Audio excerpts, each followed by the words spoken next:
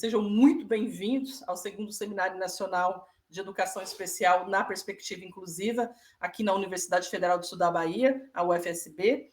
Eu sou a professora Daniane Pereira, eu sou uma mulher de descendência afro-indígena, eu tenho cabelos longos, pretos, estão aqui amarrados num coque, rosto redondo, cabelos, olhos castanhos escuros, estou utilizando um óculos de grau com armação marrom e verde.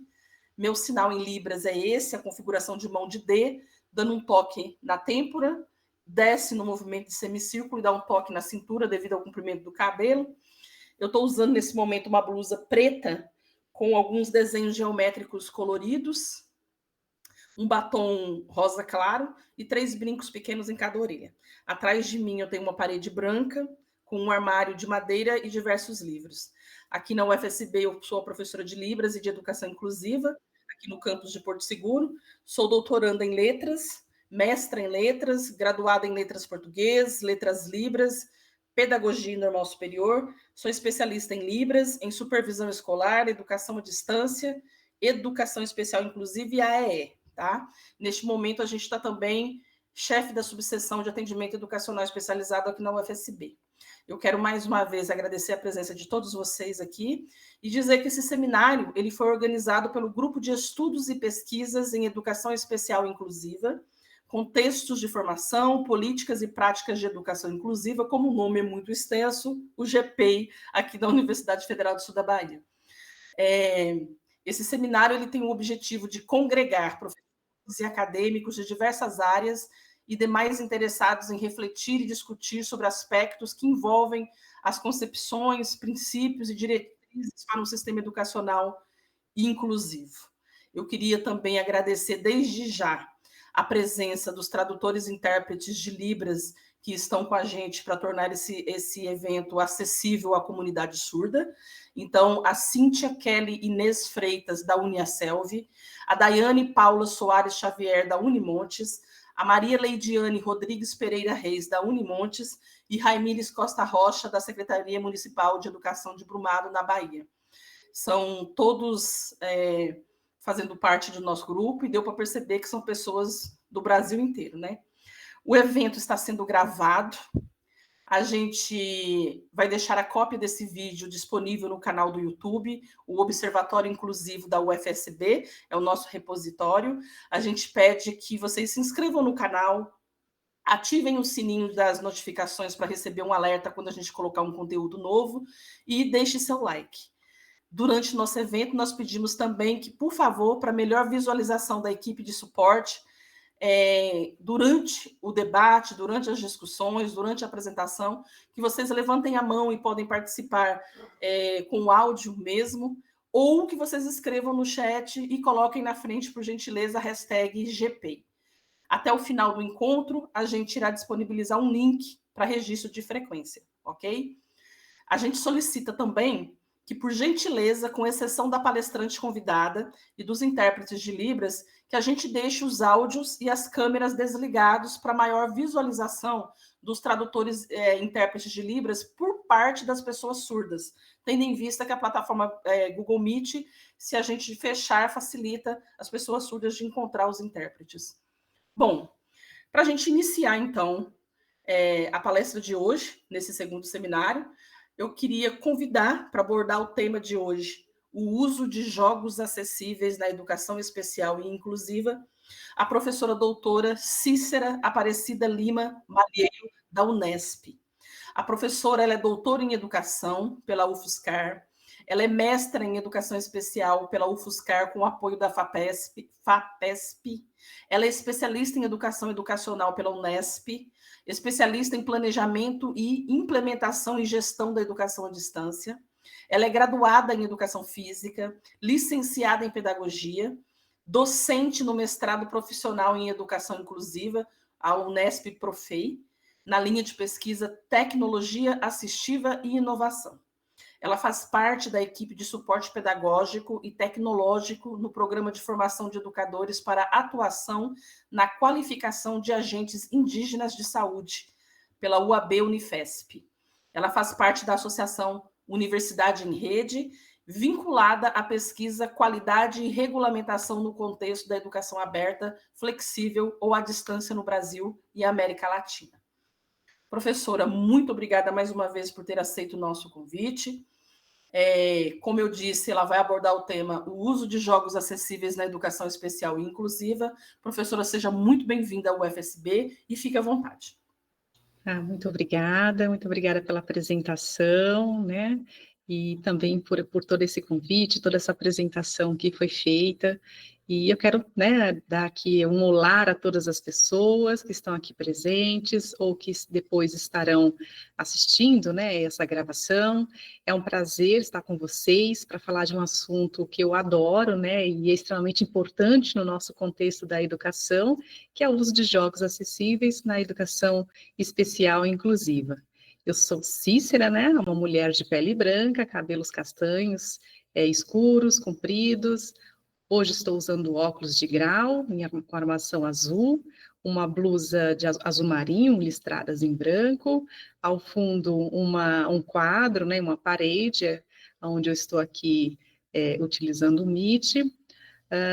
Também quero aproveitar, né, agradecer todo o convite, de todo o evento, né, agradecer também, principalmente, né, o contato da Daniane comigo, né, nos últimos tempos. Fiquei muito feliz de saber que às vezes a gente está fazendo algumas atividades e chega, né, até vocês, alguns conhecimentos na área de jogos, e hoje acredito eu também que nós vamos estabelecer aqui algumas parcerias e vamos continuar desenvolvendo outros materiais acessíveis, inclusivos.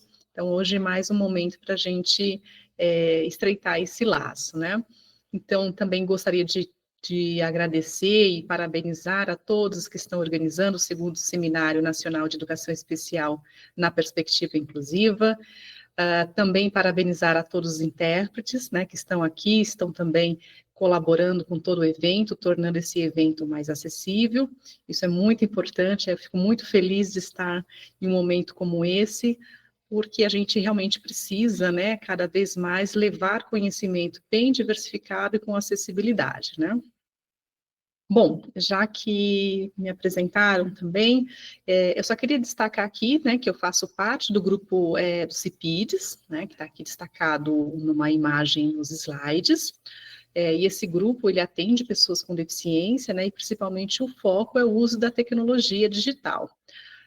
Também faço parte do CODE, né, que também é um grupo de pesquisa aí na área de design, tem uma linha na área de jogos, né, e design educacional.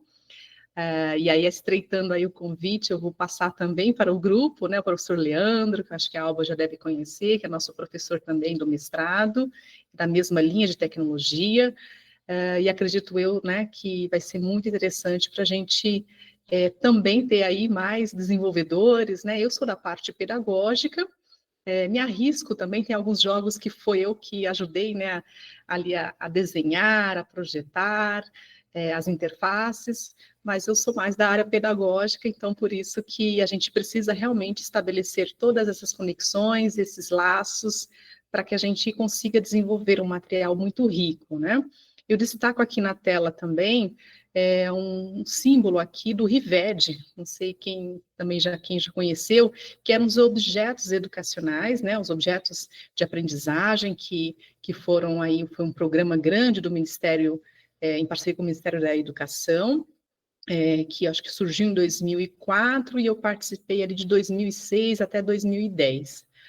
E quem conhecer também pode comentar aqui no chat, tá? Estou com o chat ligado aqui e a gente pode ir trocando, pode ir comentando a partir do que vocês colocam, tá bom? Bom, deixa eu mudar aqui o slide. Eu trouxe aqui um slide também, né, simbolizando a questão da acessibilidade física, mas um pouco de estilo digital, né, de um cubo mágico onde tem um cadeirante subindo aqui uma rampa, né, para a gente refletir um pouquinho juntos, vocês que são da área também, do grupo de pesquisa, os participantes aqui do evento, né, a minha orientanda que está aqui também presente. Então, a gente percebe, né, nos últimos anos, que há está ocorrendo um aumento, né, significativo na conscientização sobre a importância da acessibilidade, inclusive em jogos digitais, né, que é o foco da nossa conversa hoje, e a gente percebe que, embora os jogos são uma forma, né, também, né, uma forma de entretenimento, como a gente utiliza em nosso dia a dia, eles também são considerados como um recurso importante, né, para a aprendizagem escolar. E é daí onde o meu ponto, né, a minha fala vem com essa experiência no desenvolvimento de jogos na área educacional. E apesar desse avanço na conscientização, a gente também percebe que a acessibilidade ainda é um grande desafio, né? Desafio para muitos, assim, desenvolvedores de jogos, para professores também, e por isso a nossa importância de pesquisar, de ter esses momentos de diálogo sobre essa temática, né? E continuar aí colaborando e desenvolvendo os jogos digitais, tá? Muda aqui o slide. Então, mas por que, né, que é tão importante pesquisar e utilizar jogos digitais acessíveis na educação, né? Aqui eu coloquei alguns balãozinhos com algumas palavras em destaque para poder sinalizar um pouco dessa importância. Talvez vocês possam refletir, trazer outros elementos para a gente ampliar, né, esse repertório aqui de aspectos importantes, mas eu queria destacar primeiro a inclusão, né? Então, jogos digitais acessíveis, né? Desde que sejam acessíveis, eles podem contribuir para que todos os alunos, independente de suas habilidades ou necessidades específicas, possam participar e se beneficiar das atividades educacionais. Então, isso promove uma inclusão social, a igualdade de oportunidades nesses espaços educacionais. A gente também tem, né, uma outra vertente importante, que é a alfabetização digital. Então, a utilização de jogos digitais acessíveis, elas também podem contribuir para o desenvolvimento da alfabetização digital dos alunos, né? Então, hoje a gente sabe que tem muitos alunos que são consumidores da tecnologia, mas eles não são, talvez, né, se não estiverem sendo estimulados, eles não são criadores, né, críticos da própria tecnologia. Então, jogos também podem atuar e devem atuar nessa questão da alfabetização digital, trazendo uma consciência maior para esse público. Isso de uma forma geral, mas se eles forem acessíveis, para um público de uma forma, né, mais inclusiva, tá? O desenvolvimento de habilidades, um outro destaque que eu coloco aqui, né? Então, os jogos digitais acessíveis podem ajudar no desenvolvimento de habilidades importantes, né? Como o pensamento crítico, a resolução de problemas, a comunicação e a colaboração, especialmente se quando eles são, né, projetados com uma abordagem pedagógica sólida, tá? Então, todos os nossos recursos, ou pelo menos das experiências que eu tive, a gente tem atrelado a uma pesquisa, uma fundamentação teórica também, uma abordagem para poder sustentar esse desenvolvimento. E a motivação, né?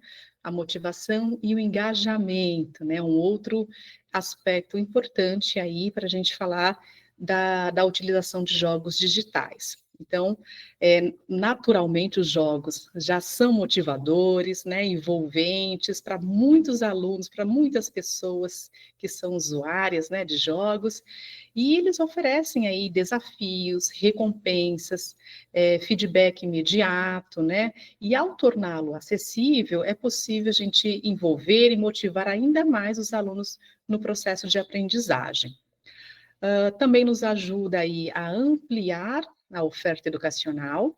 Então, com a utilização de jogos digitais acessíveis, nós podemos ampliar a oferta, né, disponível, especialmente em áreas remotas ou com recursos limitados. Como, por exemplo, né, eu posso citar aí alguns trabalhos que nós desenvolvemos no curso de tecnologia assistiva, que foi aí, acho que foram 10 edições, se eu não estou enganada, a nível nacional, e em muitos casos a gente não conseguia ter internet para a utilização dos jogos digitais. E como o nosso material era distribuído também no formato de CD, depois em DVD, né, com a ampliação dos materiais desse curso, mais pessoas tinham acesso a esses recursos, mais pessoas, né, em locais extremamente remotos. Então, imagine cursistas nossos recebendo ali no Amazonas, né, pessoas que estavam ali em situação de uma área escolar onde as pessoas precisavam pegar o barco, às vezes não tinha internet. Então, se a gente perceber o quanto que a gente está possibilitando, né, de oferta educacional, de recurso com qualidade a partir dos jogos digitais, né, é muito importante a gente olhar com esse olhar, né, para esses recursos. Também, uma outra questão é a inovação pedagógica, né? Então, não é simplesmente por ser uma tecnologia, uma tecnologia digital, mas por ter, né, aí também condições favoráveis para a gente ampliar o repertório educacional do nosso estudante, incorporar aí condições para que eles aprendam, né, com facilidade, com motivação, e também com qualidade, né, curricular. Então, as pesquisas em jogos digitais acessíveis, elas promovem ali a inovação pedagógica também, né? E essa experimentação de novas abordagens educacionais é que pode nos levar, né, a gente acredita e tem mapeado isso, né, aos melhores resultados de aprendizagem, tá? E para finalizar também, né, nessas questões de importância, a melhoria do ensino. Então, as pesquisas também em jogos digitais nos fornecem informação sobre as melhores práticas de ensino, né, permitindo que educadores possam também adaptar e melhorar suas abordagens pedagógicas. Então, todas essas, né, fecham aí o nosso ciclo, né, de importâncias sobre essas práticas no uso de jogos digitais. Mas também a gente enfrenta algumas dificuldades, né? Principalmente em jogos digitais que já são desenvolvidos, que já foram criados com outras concepções, nós temos também algumas dificuldades enfrentadas e mapeadas, né? Referente a algumas barreiras que nós evidenciamos, né? Então, aqui eu coloco com 3 fotos, essas fotos foram criadas por inteligência artificial, tá?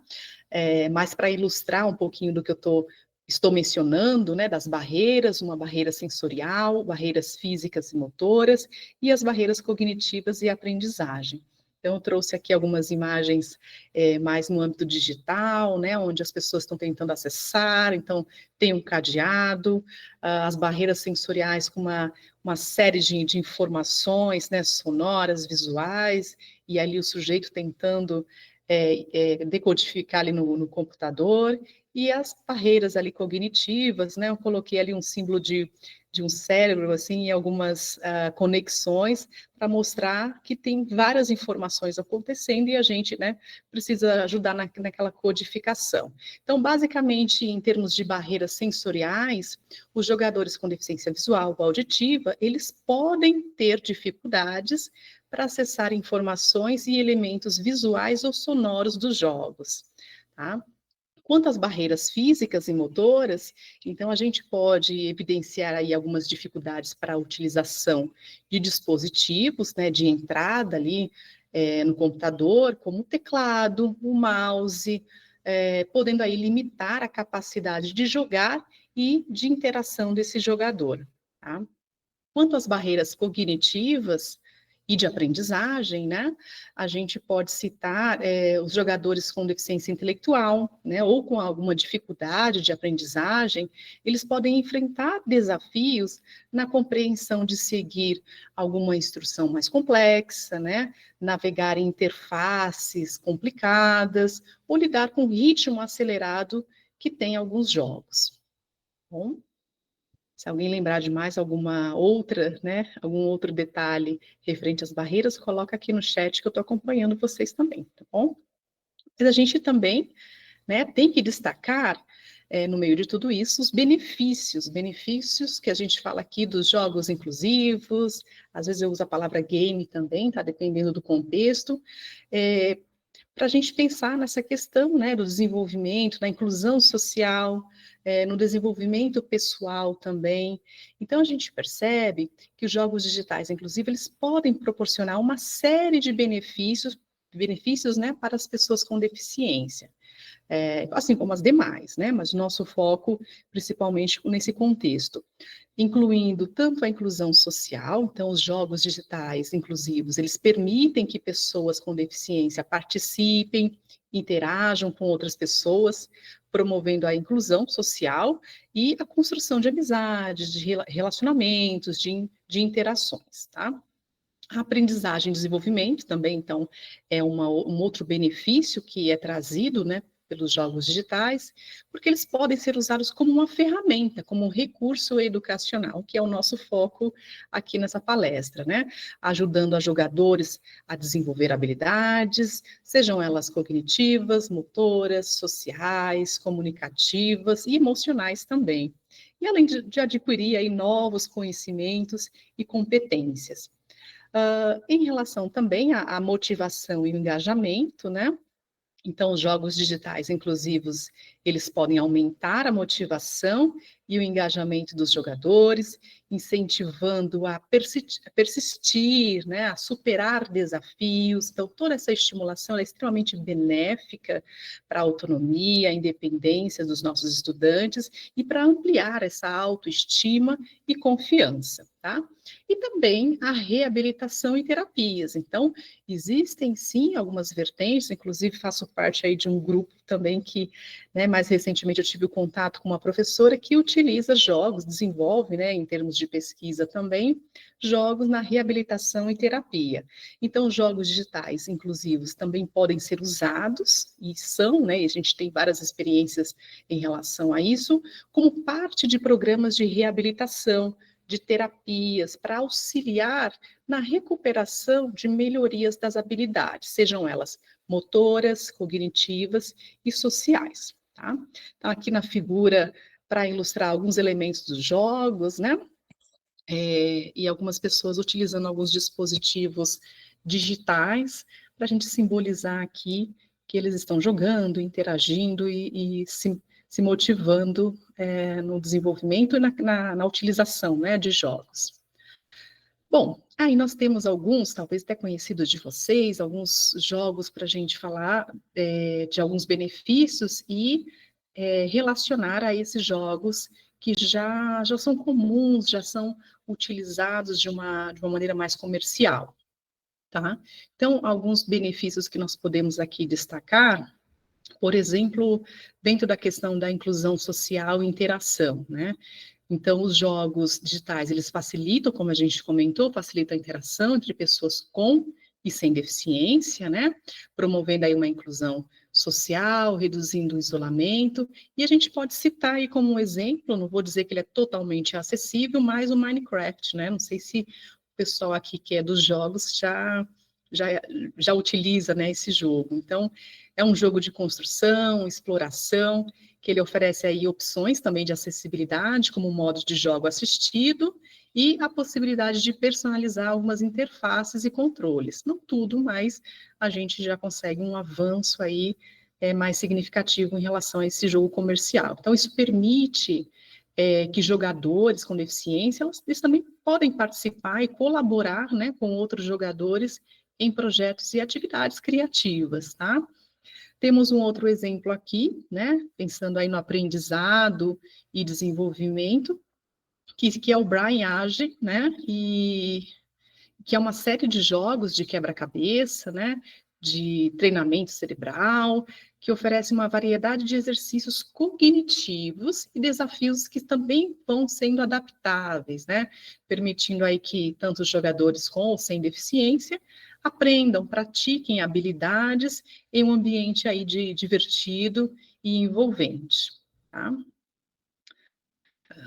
Tem um outro aqui que eu destaquei também, né, que é o YaiToy, que é um jogo que utiliza uma câmera para detectar os movimentos dos jogadores, né? Ele permite que quem joga vá interagindo, usando gestos e movimentos corporais.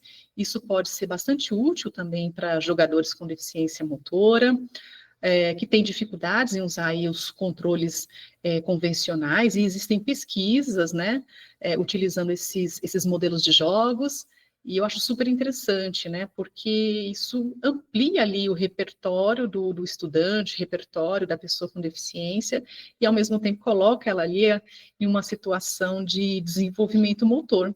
Tá? Então, em algumas reabilitações, a gente percebe que é utilizado esses jogos também. Então, acho que é muito importante destacar isso, né?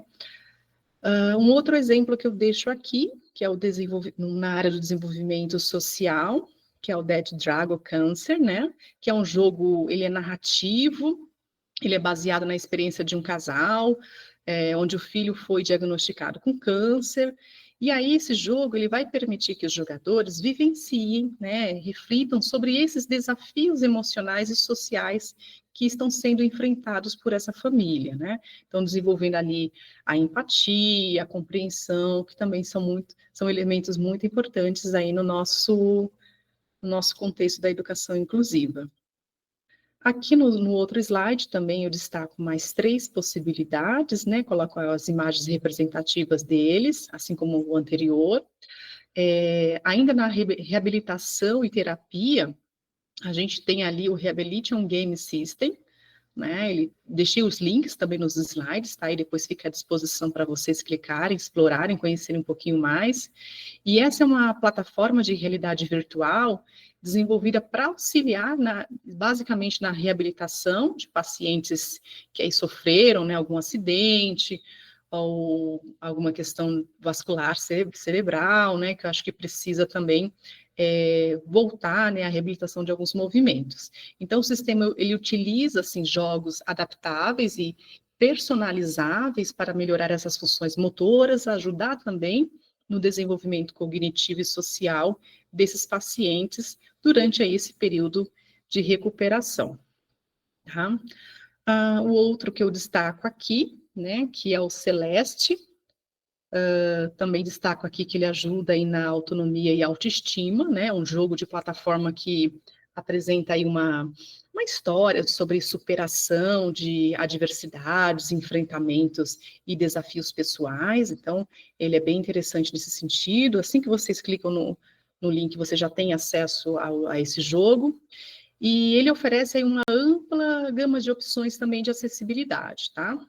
E claro que sempre tem as suas limitações, né? E é isso que a gente acaba investigando quando a gente tem contato com alguns jogos, que dentro do nosso repertório a gente já vai identificando algumas barreiras, mas vai também identificando possibilidades, né? Eu acho que sempre quando eu estou em contato com algum recurso digital, seja ele, né, já um jogo desenvolvido ou essas plataformas de outras interações que são disponibilizadas, é olhar, né, ali o quanto que ela pode oferecer de oportunidades em termos de acessibilidade, tá? Por exemplo, até a incorporação de um vídeo em Libras, né? Então, é algo que a gente vai analisando e vai vendo essa possibilidade, embora esse jogo, claro, é um jogo fechado, né? Não permite essa implementação, mas sempre há uma possibilidade da gente olhar para essas potencialidades que eles apresentam. Um outro que eu destaco aqui também, que ajuda na criatividade e expressão, que é o Art Academy, né?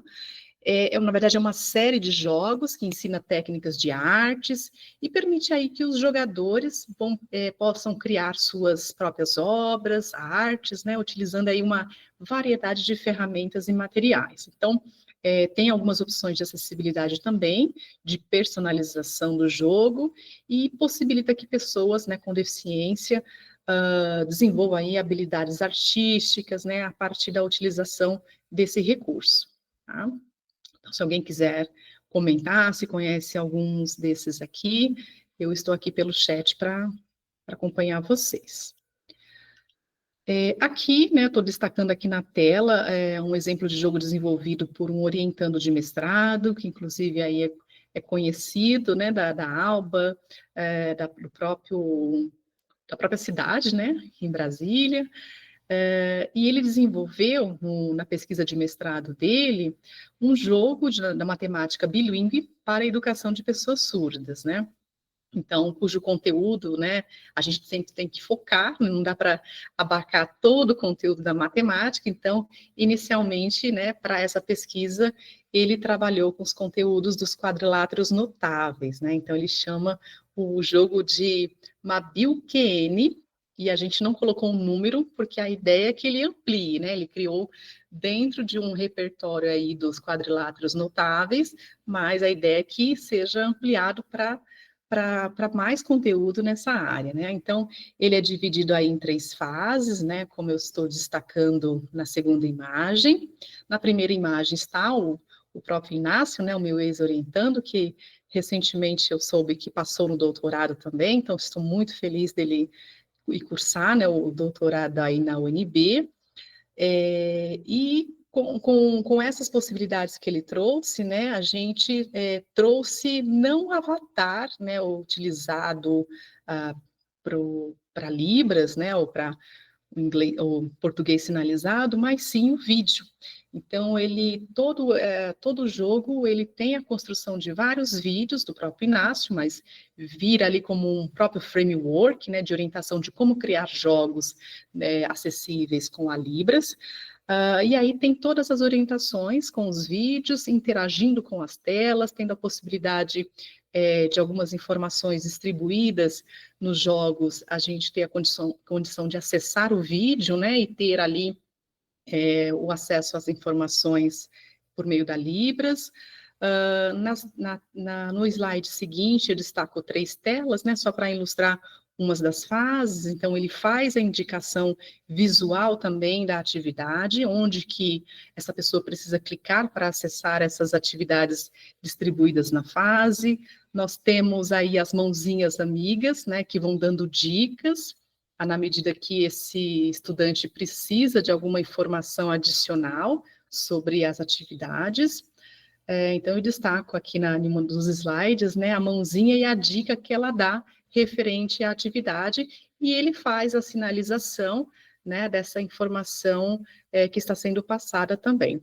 Numa outra fotografia do jogo, eu coloco aqui só para destacar para vocês, né, os elementos, os botões que são disponibilizados. Então, a pessoa pode acessar novamente o vídeo, pode retornar, né, para uma outra fase, tem aí a possibilidade de acessar as mãozinhas para obter mais informações.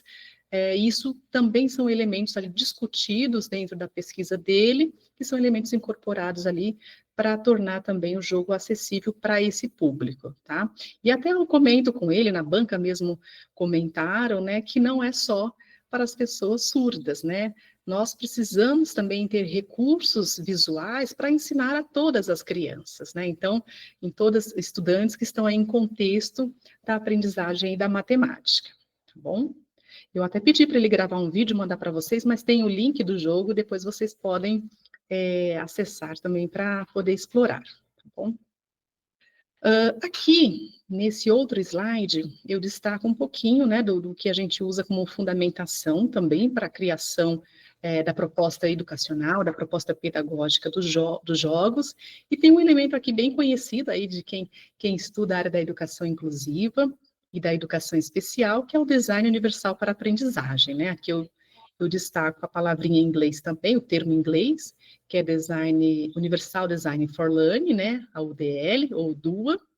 Então, como que a gente utiliza esses princípios para a concepção de jogos?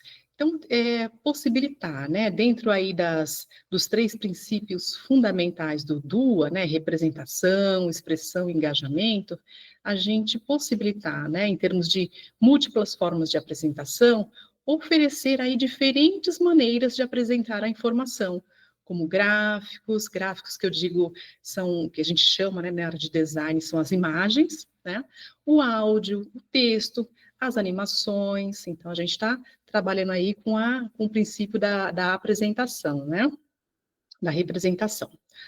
Em relação às múltiplas formas de expressão, a gente considera aí que os nossos jogadores eles precisam expressar, né, as suas diversas formas, né, de suas habilidades, seus conhecimentos, de diversas maneiras. Então, como escolhas de ações, respostas verbais ou escrita, manipulação de objetos, né? também, né, como múltiplas formas de engajamento, proporcionar também desafios variados, né, e ajustáveis de acordo com as necessidades, interesses dos jogadores, níveis de ensino também, motivação e envolvimento, tá? Então, o design universal para aprendizagem, ela aí é considerada por alguns autores, né, como uma abordagem pedagógica, outros já consideram o DUA como um quadro teórico, né, um quadro conceitual, outros como framework, que acredito eu que se complementam, e que ajuda a proporcionar aí a todos os alunos essa oportunidade equitativa de sucesso no aprendizado, independente aí, então, de suas habilidades, de suas condições sensoriais, físicas, intelectuais, né, linguísticas. Então, dentro dessa concepção de usar o DUA, né, a gente se baseia justamente nesses 3 princípios, que são fundamentais, que visam aí criar espaços, ambientes, né, de aprendizagem flexível, acessível e inclusivo. Tá bom? Então, quem também gosta de pesquisar essa área, pode comentar aqui para nós. Uma outra concepção também importante, né, no desenvolvimento de jogos, também uma outra base teórica e também bastante conhecida de muitos educadores, principalmente também quem é da área da educação inclusiva, que é a zona de desenvolvimento proximal, né? Aí desenvolvida por Vygotsky, e que refere-se, né, então, a diferença entre o que o aprendiz, o jogador, pode fazer sem ajuda, né, e o que ele pode fazer com a orientação e apoio de alguém mais experiente, ou qualificado, né, ou seja, um humano ou um programa do jogo. Tá? Então, acho que aqui quem desenvolve jogos já deve estar associando ali o que eu estou falando quando vocês organizam ali a jogabilidade, né, dos níveis dos jogos e dos desafios que vão sendo colocados. Então, no contexto, né, do design desses jogos digitais, a gente entende que a zona de desenvolvimento proximal, ela pode ser aplicada para garantir que esses desafios, que a progressão do jogo, né, ambos sejam adaptáveis e adequados aí às habilidades e necessidades individuais dos jogadores. Então, ao projetar jogos, ou selecionar, né, a gente pode também utilizar como referencial para selecionar um bom jogo aí já desenvolvido, mas se a gente pensar em termos de projetar jogos, né, desenvolver, planejar os jogos, levando em consideração a zona de desenvolvimento proximal, os desenvolvedores eles podem criar aí experiências de aprendizados mais envolventes, mais desafiadoras, mas entendendo desses níveis que precisam ser ajustados ao longo do processo, tá? Então, aqui eu destaco os níveis de dificuldades, feedbacks imediatos, direcionados, ou também aqueles feedbacks porque são importantes, né? E o suporte e o andaime, né? Que são aí, os andaimes a gente menciona sobre os níveis, né? Dicas, pistas, do que vai ajudando aí progressivamente o desenvolvimento do jogo, tá? Algumas dessas concepções, elas foram utilizadas também pelo meu orientando, não todas, né, porque ele se baseou também em outras teorias, mas é importante que vocês percebam que existem, né, alguns frameworks, algumas estruturas que nos ajudam a incorporar esses elementos, como, por exemplo, o famoso GDD, né, quem desenvolve jogos aqui deve conhecer, que é o Game Document Design, né? Na verdade, é um desenho, né, organizado ali, é um documento para a gente organizar o desenvolvimento daquele jogo. Então, quando o meu aluno foi desenvolver inicialmente, né, ele é professor de matemática, professor do AEE, a gente ofereceu esse sistema para que ele organizasse ali pedagogicamente todas as fases e todas as condições necessárias também dos gráficos, dos recursos que precisavam ser implementados nos jogos, tá? Então, comentem aqui, ó, eu sei que tem uns programadores, então comentem aqui se vocês conhecem também o GDD, tá? Que é um framework aqui para a gente poder incorporar esses elementos. Tudo bem? Há um outro elemento também, né? Não só um elemento, né? Mas é incorporado, a gente incorpora vários outros elementos dentro dele, que é o design universal, né? Nós falamos de design universal para aprendizagem, e agora, né, a gente está destacando aqui sobre o desenho universal, né? Ou design universal, que são organizados a partir de alguns princípios, né? Também conhecidos, de outras áreas do conhecimento, mas eu costumo aplicá-los em tudo que eu desenvolvo, né? E principalmente em jogos, tanto na área educacional também, né? Mas especificamente no âmbito digital, tá? Então aqui eu destaco para vocês alguns desses princípios e como eu interpreto eles a partir do desenvolvimento de jogos. Então aqui nós temos por exemplo, o uso equitativo, né? Tá pequenininho o texto, depois vocês vão ter acesso, poder ler aí os slides, né? Então, quanto ao uso equitativo, né? O jogo, ele deve ser utilizado, né, por maior parte das pessoas, né? Pelo maior, ampliar esse acesso de utilização, e essas pessoas precisam aí podem ter, né, diferentes habilidades, a gente pode considerar o uso, dentro do uso equitativo, sem a necessidade de adaptação ou um projeto especial. Então, entender que um jogo pode, ou deveria, né, incorporar uma série de elementos e que ele pudesse ser também, né, personalizado pelo usuário. Então, jogos digitais, né, considerando esse princípio, isso pode ser ajudar no alcance, no maior alcance de uso, né, desses jogos, no uso de controles alternativos, né, no controle de voz. Então, a gente tem ali várias opções que possam permitir diferentes usuários sem a necessidade de uma adaptação adicional ou uso de uma tecnologia assistiva incorporada, tá? É claro que faz parte também a gente conseguir deixá-los, né, com uma acessibilidade que já dê conta também da interface com tecnologia assistiva, como, por exemplo, o próprio leitor de telas. Mas se a gente desenvolve já a programação com uma navegação facilitada, né, esse usuário ele pode desativar o seu leitor de tela e pode, sim, utilizar aí o controle do teclado, né, para realizar as demais funções dos jogos, tá? Disponíveis nos jogos. A flexibilidade no uso também, né, um outro princípio aqui destacado. Então, o jogo deve ser adaptado às preferências e habilidades individuais dos jogadores, né?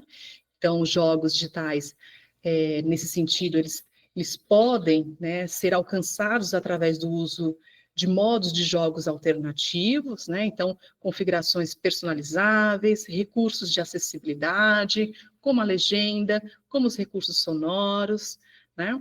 O uso simples e intuitivo, que eu destaco aqui também, o jogo deve ser fácil de entender e utilizar. Isso não quer dizer que ele não vai ter os desafios, né? Então, os desafios são importantes e devem estar presentes nos jogos, mas certas coisas, em termos de facilidades, elas precisam ser incorporadas, né? Principalmente quando a gente está falando de jogos digitais na área da educação. Então, isso por meio de menus simples, com instruções claras, concisas, a gente atenderia aí esse princípio. Informações perceptível, né? Então, o jogo, ele deve, dentro desse princípio, o jogo, ele vai precisar fornecer informações importantes de forma clara e acessível, e no contexto de jogos digitais, isso pode ser simplesmente aplicáveis, né? Com o uso de cores, contrastes, para ajudar os jogadores que precisam de fazer essa identificação visual, né? E distinguir aí os elementos do jogo e os recursos que estão disponibilizados, como legenda, recursos sonoros também, para ajudar os jogadores que precisam de acessibilidade nesse contexto, tá? E precisam de orientações com acessibilidade também, né? A tolerância ao erro, então, o jogo ele deve permitir erros e falhas, né, sem penalidades excessivas ou permanentes. Então, a gente sabe que tem os erros também são colocados ali como os desafios, nos níveis, né, no envolvimento ali do jogador, mas nesse contexto da educação inclusiva, de jogos acessíveis, a gente precisa tomar um certo cuidado com as penalidades referentes a esses erros. Então, possivelmente, esbarrar, né, em um botão específico, isso precisa ser cuidado para ser evitado nesse contexto da tolerância ao erro, tá? Baixo esforço físico, né, que é aqui um outro princípio que é destacado. Então, o jogo ele deve ser utilizado com o mínimo de esforço físico e fadiga. Então, jogos digitais, principalmente na educação, eles precisam ser alcançados ali com controles alternativos, mas também para a gente ter a possibilidade de dispositivos de controles de voz ou de teclado, né, se for o caso, para que esse usuário possa utilizar, tá? E por último, né, dos princípios que são destacados, tem também, então, em relação ao tamanho e espaço e aproximação do uso. Então, aplicado isso a jogos, a gente precisa fornecer espaços adequados, tamanhos de elementos, para permitir que o uso por jogadores, né, por pessoas com diferentes habilidades, principalmente físicas, elas sejam consideradas. Então, em jogos digitais na área da educação, isso pode ser alcançado por meio do uso de interfaces adaptáveis e que possam ser ajustadas para atender aí algumas necessidades específicas de ampliação de tela, sem perder a informação daquele jogo, do botão que precisa ser utilizado, né? Dependendo do dispositivo. Então, a gente ter ali uma mobilidade maior em dispositivos móveis, seja ele um celular, um tablet, né? Ou no próprio desktop. Então, isso aí entraria nessas questões dos princípios. E aí eu deixo para vocês, né, também nesses slides, as referências que foram utilizadas, e mostrando aqui algumas telas dos jogos que foram desenvolvidos por equipes que eu fiz parte. Aqui tem um jogo que se chama Viagem Espacial, ele foi desenvolvido aí dentro de uma concepção de alfabetização, né, então a narrativa dele é um mundo, né, ali onde existe uma viagem espacial e nessa viagem ele tem que decifrar os códigos, né, para mostrar então para a importância dessa criança que está em processo de alfabetização, que tem várias formas de representar o que é falado. E aí, dentro desses mundos, eles vão ter alguns desafios vinculados aos níveis de alfabetização, seja encontrar letras, formar palavras, formar frases, tá? Tem a parte sonora, né? Tem a parte de uso do teclado. Aqui eu destaco 3 imagens também das crianças, né, utilizando, porque na medida que a gente também ia desenvolvendo, né, existia um grupo que realizava formação, tanto presencial quanto online, para levar esses jogos para diversos contextos, né. Aqui também outras duas telas de jogos que foram desenvolvidos, uma na área da matemática, o outro na área de física. E esses jogos, se vocês, infelizmente, ele não está mais disponível online no site do Ministério, né? Algumas pessoas até perguntam sobre eles, porque antes estava disponível, mas eu tenho todos eles, tenho todos os executáveis, e eu posso disponibilizar aí, né, para os organizadores do evento, para disponibilizar para vocês, tá bom? Então, acho que isso, né, também é importante aí, quem quiser explorar.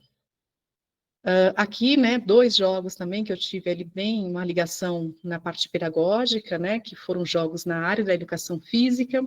Então, tem um da área de basquete e um de futsal. Então, quem acha que educação física não tem que também usar tecnologia digital para aprender e desenvolver conceitos, né, vai estar aí podendo olhar um pouco melhor esses materiais também.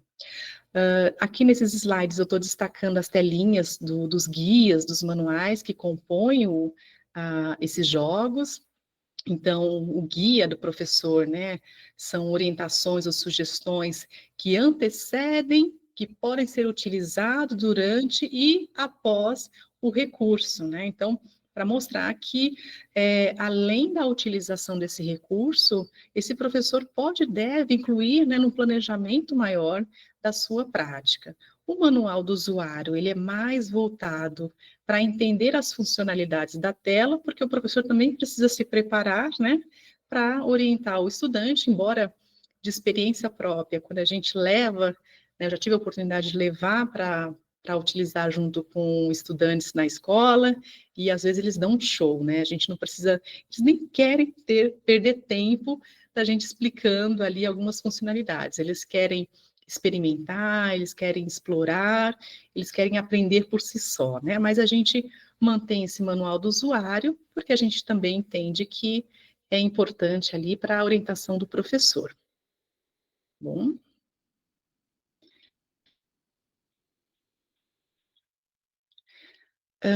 aqui, né, para a gente ir finalizando um pouquinho, eu queria destacar, então, as boas práticas no planejamento dos jogos inclusivos. Tem horas que eu coloco games, tá?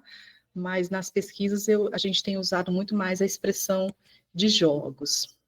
Então, para desenvolver, assim, jogos inclusivos, a gente entende que é fundamental, né, garantir que o maior número de pessoas possam utilizar, maior número de jogadores, né, possam desfrutar as experiências de aprendizado, entretenimento também, né, que os jogos fazem partes e que oferecem para nós.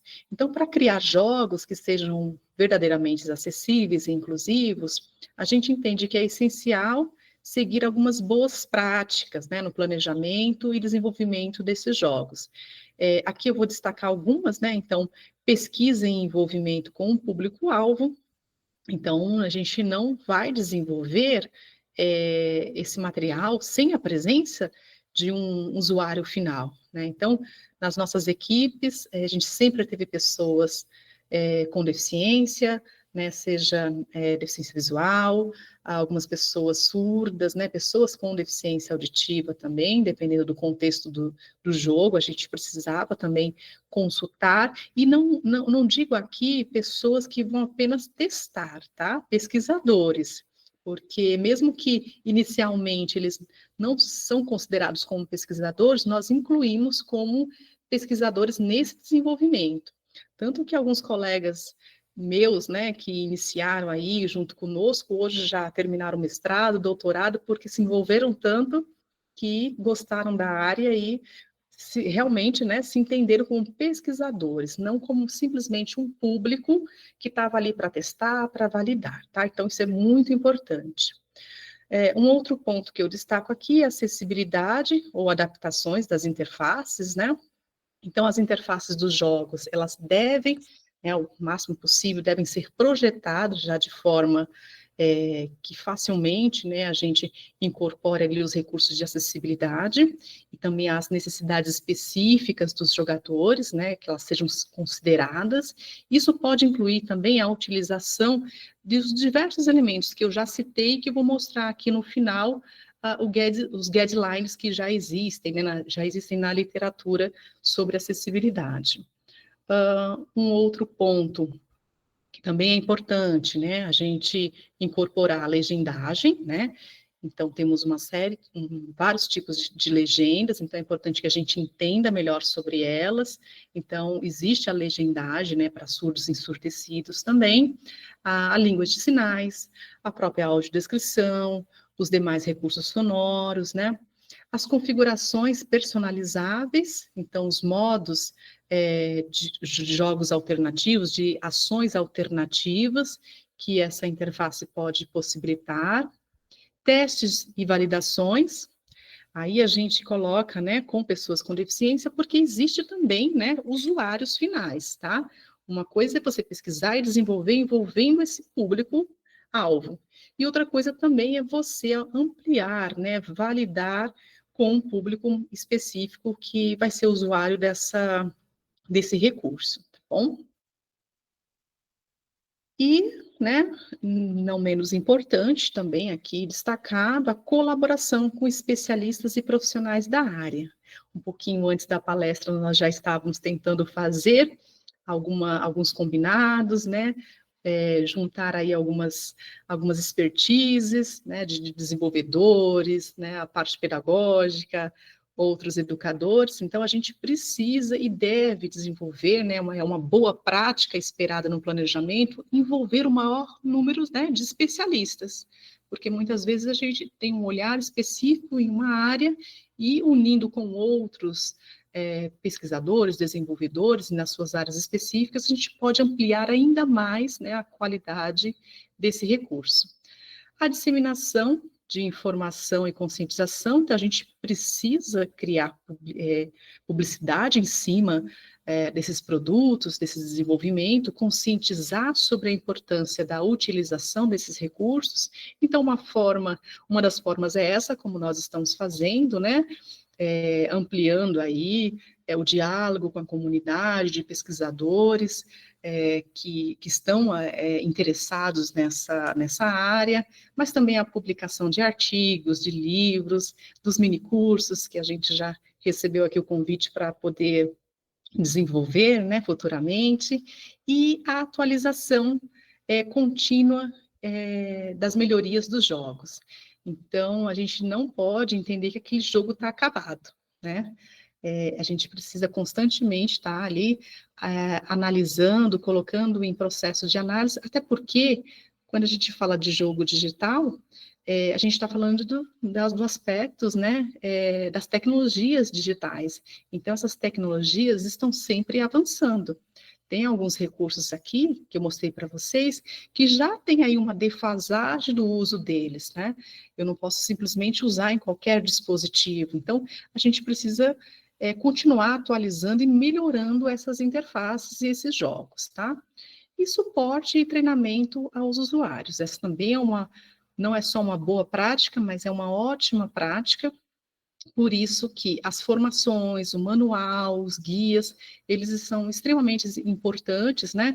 Se eles não forem considerados ali como material físico, né, um PDF, mas que eles estejam ali incorporados, né, em alguns botões dos jogos, para que esses usuários possam obter essa informação, esse suporte, esse treinamento, né, do que espera-se dele nesses contextos, tá, dos jogos.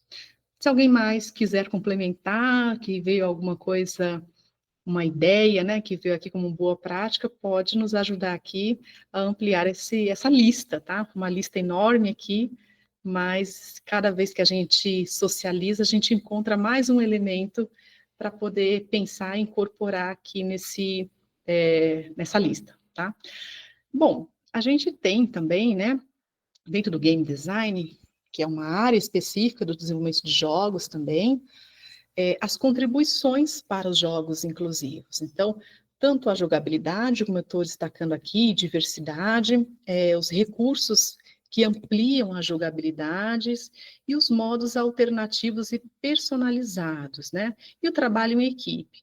Então, o game design é uma área responsável pela concepção e planejamento dos jogos, isso aí para os jogos de uma forma geral, jogos de entretenimento, por exemplo, e a gente traz um pouco dessa concepção do game designer para a gente projetar esses documentos, né, esses frameworks para a construção dos nossos jogos. Então, quando se trata de jogos acessíveis, o game design ele pode aí desempenhar um papel fundamental na criação dessas experiências inclusivas e acessíveis.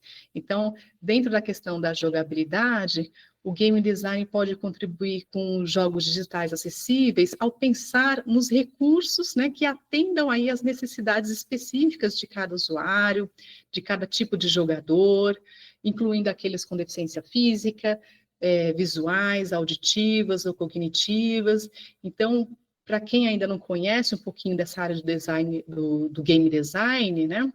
Embora é uma área extremamente importante na equipe de desenvolvimento de jogos, a gente pode entender que é uma área que tem que ser pensada e muitas vezes um educador, um próprio desenvolvedor que não vai estar naquele momento desenvolvendo, mas projetando o design, né? O desenho daquele jogo. Não só o desenho, o gráfico em si, tá? Mas o desenho entendendo aqui como projeto, como planejamento, tá bom? Como é que estão meus minutinhos, que eu acho que eu recebi ali, que era às 20, depois também tinha às 20h30. Se a gente vai ter uns minutinhos aí também para esclarecer perguntas, se vocês puderem me falar, porque tem detalhes, mas a gente pode ir passando aqui os slides e depois disponibilizar para vocês. Tem muitos comentários, Cícera. É? Sim, tem muitos comentários. Perguntas ainda a gente não tem. Então, acho que você pode seguir. Então, maravilha. Então, tá bom, vamos lá. E aí, eu separei aqui para vocês também nesse slide, né, algumas telas de um jogo que a gente desenvolveu na área de metodologia da pesquisa científica. Na verdade, eram 3 jogos, esse aqui é um deles, né, da parte inicial, e nós desenvolvemos com recurso de acessibilidade, porque eles foram voltados para os professores que estavam ali cursando uma especialização, e tínhamos professores, né, professores surdos, professores com deficiência visual. Na verdade, desculpa, não tínhamos professores surdos, tínhamos professores com baixa audição, tá? Mas tínhamos, sim, professores cegos e com baixa visão. Então, esse jogo, eu deixei destacado aqui para vocês alguns botõezinhos que estavam disponíveis em todas as telas, né, como a própria audiodescrição de todas as telas, as informações, nós tínhamos informações escritas e também sonoras, tá? E aqui eu estou mostrando o restante das telas. Eu estou com um gatinho aqui, ele está pulando, que daqui a pouco, espero só que não derruba o micro. Então, eu estou aqui destacando aqui na tela 2 telinhas, né, que é onde ele escolhe também um avatar, escolhe um personagem, a outra ele vai, como é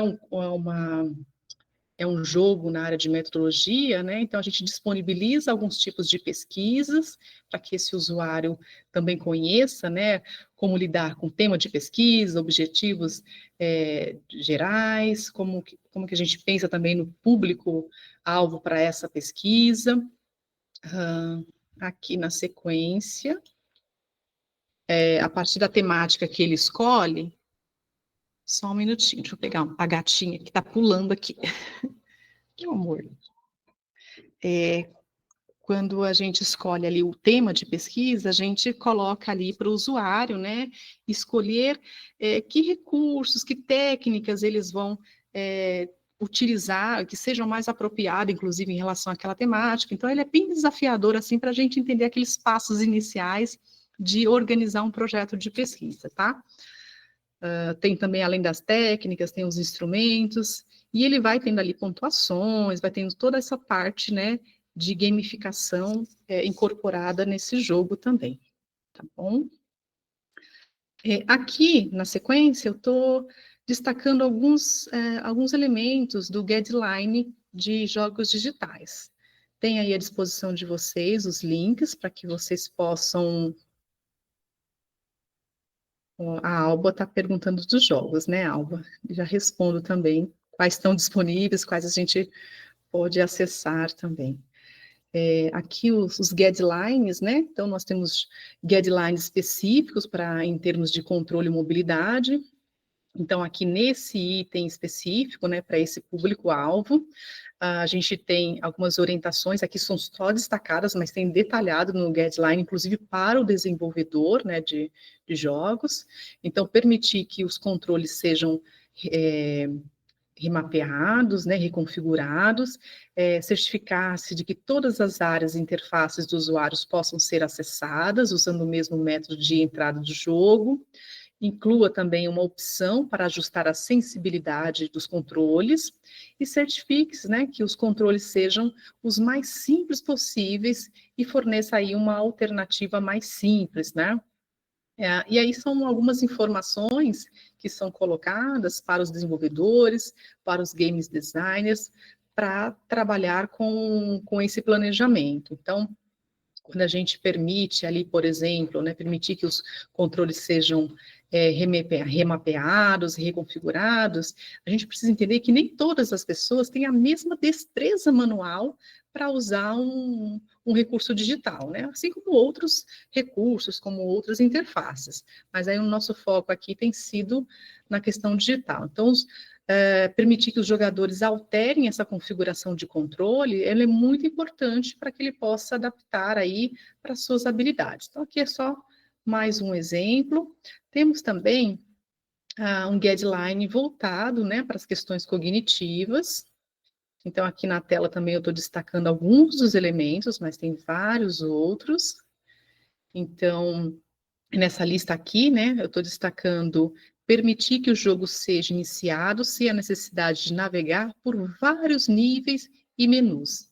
Então, é muito importante que a gente deixe o mais simples possível. Vocês vão perceber, quando vocês explorarem, né, quem estiver pesquisando essa área, quem for colocar em prática, que muito do que é colocado no guideline, né, nos guidelines das áreas específicas aqui, da área da surdez, da deficiência auditiva, da deficiência visual, cognitiva e motora, vocês vão perceber que tem muita articulação com o desenho universal. Então, eu não vou ser repetitiva aqui, mas só para dizer para vocês que quem quer, né, se basear e se fundamentar naquilo que eu mencionei no desenho universal, né, tem aí o próprio guideline para dar esse suporte também, tá? Então, por exemplo, use tamanhos de fontes padrão, facilmente legível, a gente já começa a remeter a alguns princípios lá do desenho universal, né? Uso de uma linguagem simples e clara, use formatação simples de texto, não criptografados, né? Que a gente às vezes utiliza ali e também dificulta para a gente acessar algum recurso.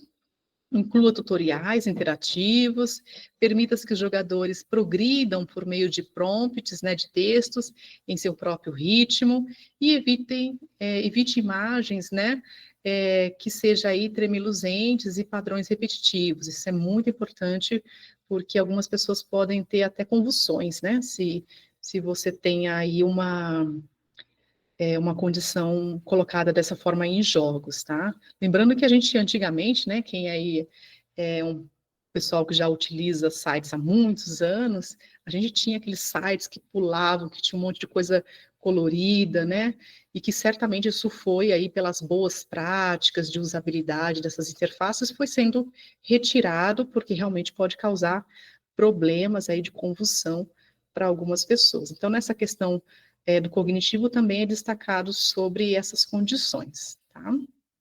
Temos também, né, o que a gente encontra até com maior facilidade de emprego em alguns jogos, algumas orientações voltadas à acessibilidade das pessoas com deficiência visual. Então, desde certificar-se, né, de que nenhuma informação essencial seja transmitida apenas por uma cor, né? Então, a gente ter essa possibilidade de cores diversificadas, também ter áudio. Se o jogo usar o campo de visão somente, né, com o mecanismo 3D, definir um padrão apropriado para o ambiente de visualização esperado, evitar gatilhos de doenças, de simulações de realidade virtual, use um tamanho de fonte também padrão, facilmente legível, e aí acrescento aqui que também seja adaptado para cada dispositivo, né? Use formatação simples de texto também, forneça alto contraste, enfim. Tem uma série de listagem, né, sobre essas questões, também na área da deficiência auditiva, ou no uso por pessoas surdas, fornecer legendas para todos os discursos importantes, fornecer controle de volume separado ou silêncios, né, para efeitos, fala e fundos e aspectos musicais, certifique que nenhuma informação essencial também seja transmitida apenas por sons, e se quaisquer legendas forem usadas, né, apresente-se também de maneira clara, fácil de ler, né? Então, aqui a gente já poderia também incorporar a questão da legenda para surdos e ensurdecidos.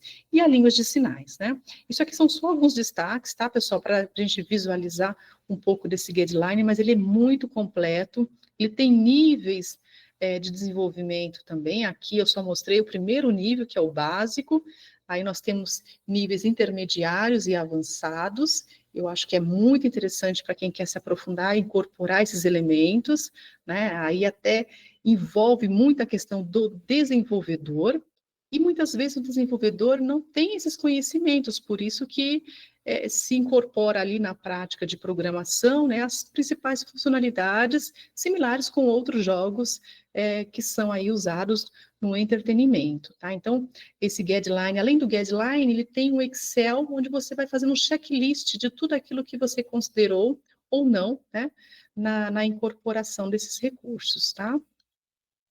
Deixando aqui para vocês também no slide, todas as imagens elas estão com hiperlinks, que levam diretamente aos materiais que eu estou compartilhando. Então, tem um capítulo meu, nesse livro que eu estou destacando, que fala de jogos digitais e analógicos como tecnologia assistiva na educação especial.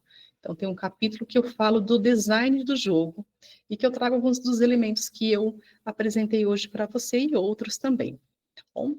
Aqui também é um curso, não sei quem conhece aqui, esse curso que é disponível na plataforma aberta da UFSCar, a plataforma POCA. Então, tem um material digital, é um PDF, né, que sustenta ali tudo que a gente está falando sobre acessibilidade em jogos acessíveis para a educação. Tem um framework, que eu destaco aqui, as telinhas do framework, onde você vai listando esses elementos que eu fui falando aqui hoje, né, para incorporação no desenvolvimento, ou até na análise de jogos que vocês vão pesquisar, que vocês vão investigar. Tem vídeos, né, que vão orientando, e tem um conjunto de vídeos também elaborados pelo professor Leandro, e quem quiser conhecer ali como funciona o Construct, né, ele tem ali alguns conjuntos de vídeos ensinando como criar jogos, tá?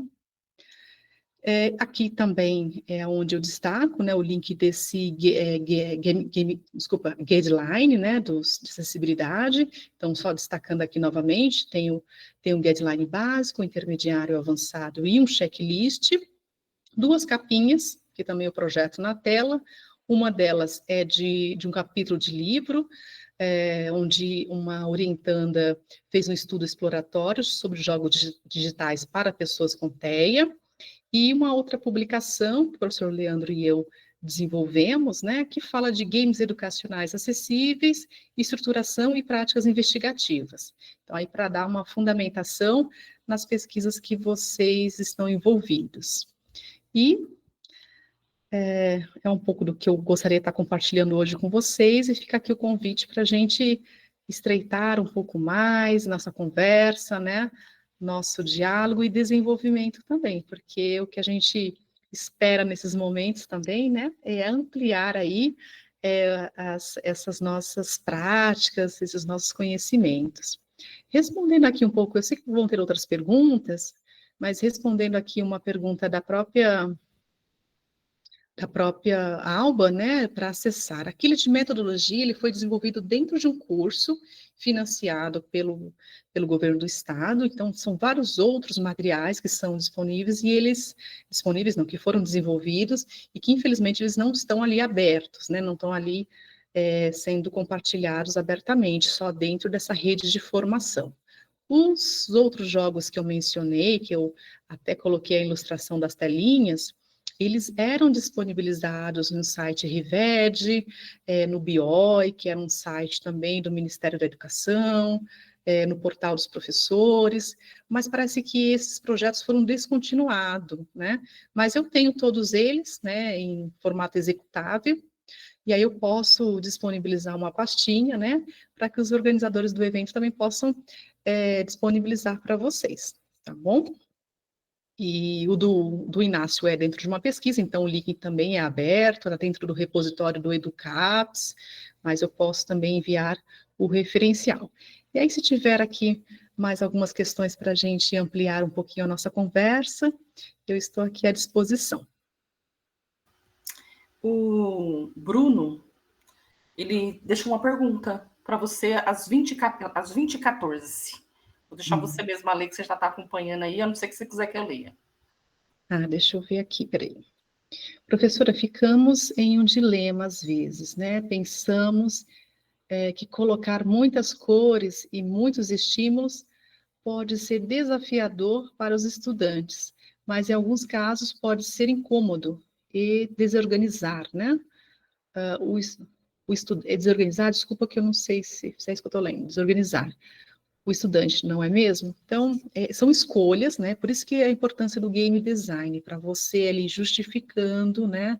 E aí não é a questão de muitos, são muitas cores, muitos estímulos, movimento, né? O movimento também é algo que amplia aí os estímulos, né? Então, a gente precisa também tomar esse cuidado quando a gente está falando aí desse guideline acessível, né? Porque isso pode interferir ali nas questões da pessoa com deficiência, principalmente a pessoa com TEA, né? A pessoa com deficiência intelectual, que precisa trazer um foco maior em um determinado conteúdo.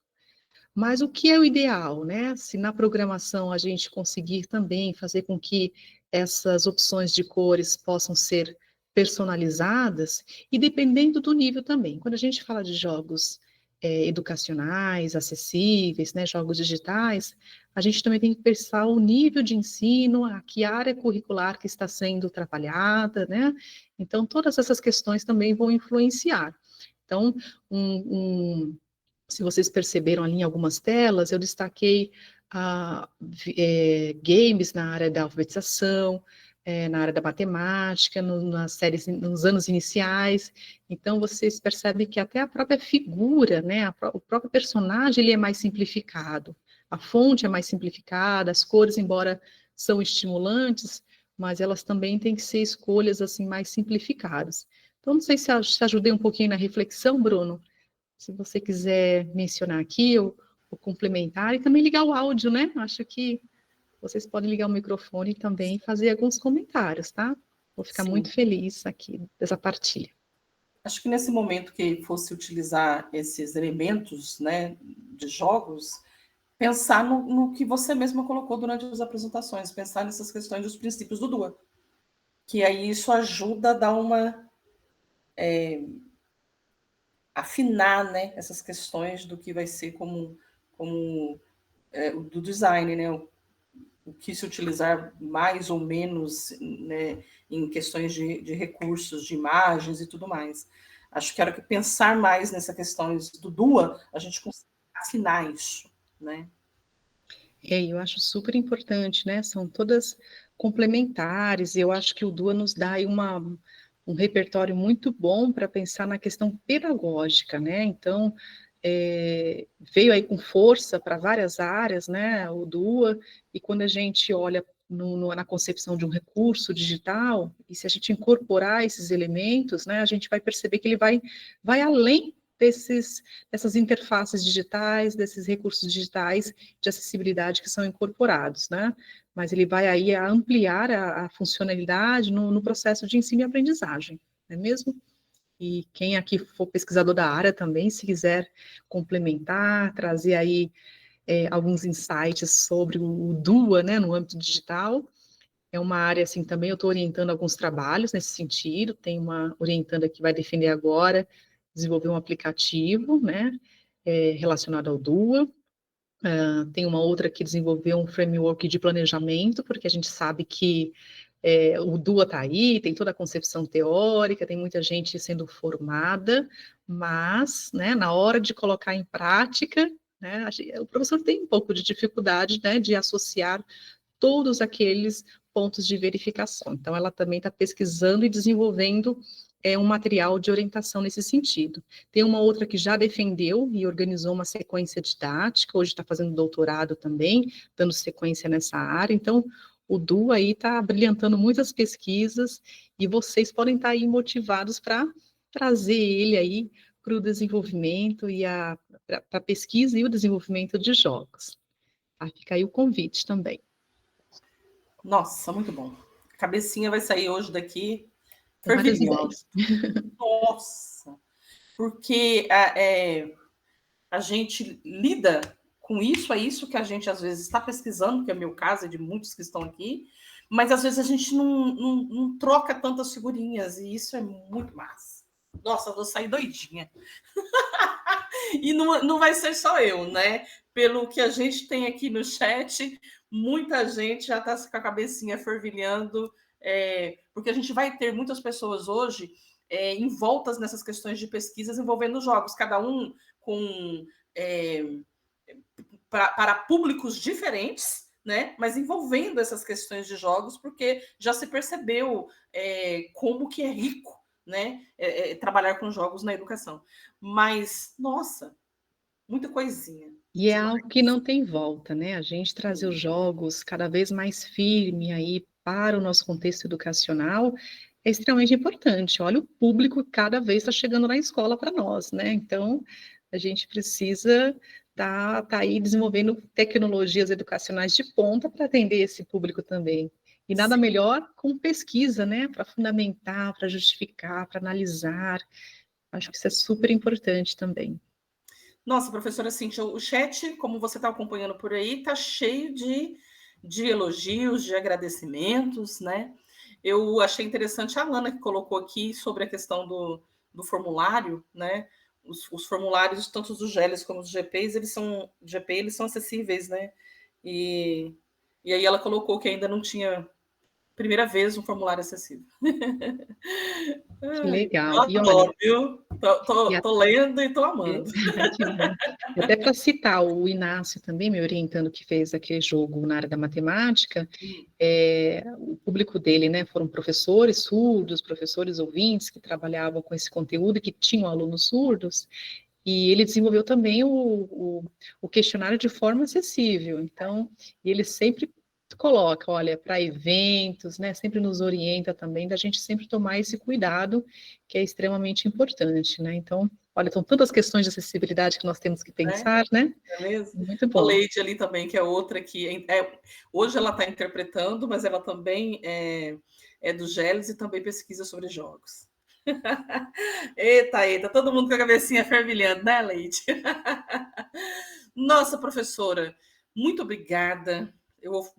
Eu faço das palavras do pessoal aqui no chat em forma de agradecimento e de elogios, as minhas também. Muito obrigada pelas trocas. Nossa, enriqueceu demais. Acho que, principalmente quem estava lidando com jogos, acho que um leque de possibilidades surgiu. Para quem não tem como foco jogos em pesquisa, vai pensar em jogos na sua prática, vai pensar em jogos para você, para estudo também, né? Então, sabe, acho que é por isso que todo mundo está aqui maravilhado. Lá, ó, e vem mais, né? Eu queria agradecer mais uma vez, professora. Vou para um momento mais formal para poder ir para os agradecimentos mesmo, mas nós já temos firmado aí trocas que iremos fazer, né? Não sabemos ao certo ainda quais cursos, quais isso, quais aquilo, mas acho que a gente achou um canal agora para a gente poder fazer trocas bem bacana, né? GELES e GP estão aqui de portas abertas para essas trocas, a gente adora, tá? No meu e-mail tem o meu zap, eu não tenho o seu. Eu vou cobrar seu zap. Nossa, e eu vou te adicionar, então. Eu acho que não percebi, porque eu adiciono mesmo, sou super acessível para a gente sempre conversar. A Alba está aqui, que não me deixa mentir, né? A gente fala dia e noite, de madrugada, então o Que bom. WhatsApp realmente facilita bastante, né, Sim, para essa facilita troca. bastante. Eu queria aproveitar só destacar, tem um processo de pesquisa que a gente está desenvolvendo, principalmente na área, que eu acho que vocês podem se interessar também, que é uma plataforma, né, voltada também à criação de sinais em Libras. É uma plataforma que é uma pesquisa desenvolvida na Costa Rica, né? Então, lá a língua se chama Lesco, e a gente está com essa parceria aqui no Brasil para transformar, trazer essa plataforma para a nossa língua. Então, já está em algum processo de tradução da plataforma, já tem alguns intérpretes, né, envolvidos, pesquisadores da área, professores surdos. Então, faço aqui o convite para você, o seu grupo de pesquisa, né, fazer parte, e a gente troca ali pelo WhatsApp e incorpora vocês nessa Nossa. pesquisa. A curiosidade já bateu. Eu vou para uma pergunta assim mais geralzona, para não precisar citar ninguém, mas por um acaso alguém do Cefet de Minas Gerais está no meio?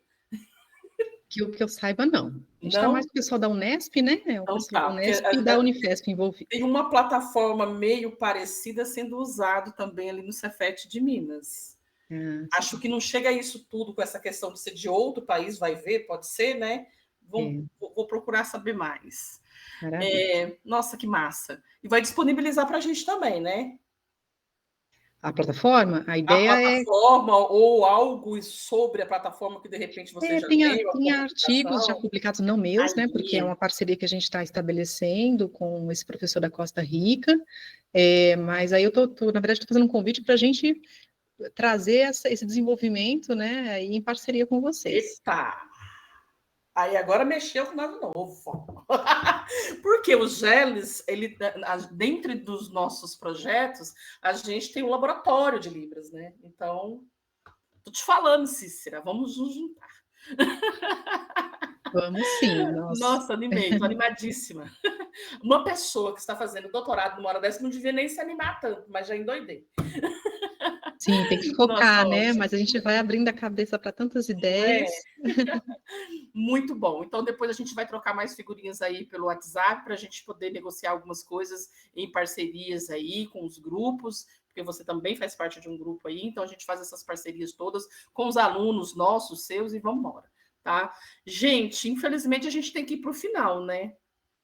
A gente não quer sair daqui, não, eu sei. Mas a gente terá que ir, né? O pessoal do Gelo já está aqui no chat querendo queremos e vai embora, tá vendo? E é isso. Gente, a gente tem que encerrar, infelizmente, mas tem essas outras parcerias, então acompanhe o Geles, acompanhe o GPI para essas novas parcerias que surgirão. As meninas deixaram, os monitores deixaram aí no chat links das nossas redes sociais e deixaram também o link do evento aí de outubro, né, o de educação bilíngue de surdos. Então, a gente pede que vocês entrem nas nossas redes sociais, acompanhem as nossas atividades, né? São várias atividades que os grupos desenvolvem, fora os encontros mensais que tem. Com a greve, né, das federais, a gente acabou voltando e deixamos esse último semestre, o segundo semestre, para a gente ficar com essas duas atividades que são umas atividades maiores e deixamos um pouco outros eventos que a gente já tinha organizado para a gente agora desenvolver no início do ano que vem e retomar alguns que foram interrompidos devido à greve também o ano que vem. Mas nos sigam, acompanhem nossas redes, para participar também com a gente de várias atividades e fazer parcerias com a gente também, tá bom? Eu queria dizer que foi um grande prazer a gente contar com vocês aqui nessa noite, tá? Muito obrigada a todos. Eu quero mais uma vez agradecer os tradutores e intérpretes de Libras, língua portuguesa, que estiveram com a gente. Então, a Cíntia Kelly Inês Freitas, da Uniaselv, a Daiane Paula Soares Xavier, da Unimontes, a Maria Leidiane Rodrigues Pereira Reis, da Unimontes também, a Raimires Costa Rocha, da Secretaria Municipal de Educação de Brumado. Quero agradecer aos monitores também que estiveram com a gente, o João Vitor Nascimento de Santana, aqui da UFSB, o Kenzo Silva Yamacocha, também aqui da UFSB, o Leandro de Oliveira Santos, aqui também, a Luzinete Maria Dantas, da UFSB, a Dilza Maria Santos Carreira, a Isabela Rodrigues da Silva e Simone Rodrigues Luz Lima, tá? Quero agradecer também aos integrantes do GPI que estão aqui presentes, aos integrantes do GELES, e mais uma vez sempre agradecer o pessoal dos integrantes também pelas parcerias, sabe, pelas trocas que a gente fazer, por toparem as atividades que a gente faz. Às vezes a gente chega a ter 3, 4 atividades no mês, para vocês terem ideia. Então, às vezes muito trabalho e todos participam, é muito bacana. Professora Cícera, mais uma vez, eu agradeço a sua presença, agradeço a sua prontidão em responder ao meu convite e estar aqui com a gente. Muito obrigada, tá? Vou te passar a palavra para você despedir do pessoal, mas que seja uma despedida breve, que a gente possa estar junto em outros momentos. É nesse sentido que eu quero dizer. Ah, sim, com certeza. Mas vamos ser rapidinho também, né? Mas agradeço novamente todo o convite, o contato, o interesse de todos e todas aqui nessa área. Mesmo quem não atua ainda, acho que vai começar a olhar com outros olhos a importância dos jogos e principalmente os jogos acessíveis. E eu estou aí à disposição, né? Estou à disposição para a gente estreitar cada vez mais essa comunicação. E muito obrigada por essa noite. Espero ter contribuído, plantado aí uma sementinha na realidade de cada um. Até mais. Obrigada. Muito obrigada, a gente que agradece. Pessoal, valeu, uma ótima noite a todos. A gente aguarda vocês nas atividades de amanhã, porque ainda tem o último dia, né? As apresentações de trabalho no matutino. À tarde a gente ainda tem oficina e temos à noite a palestra com a professora Geisa e a professora Simone. Muito obrigada a todos. Fiquem bem e até amanhã. Professora Cícera, mais uma vez, obrigada, gratidão.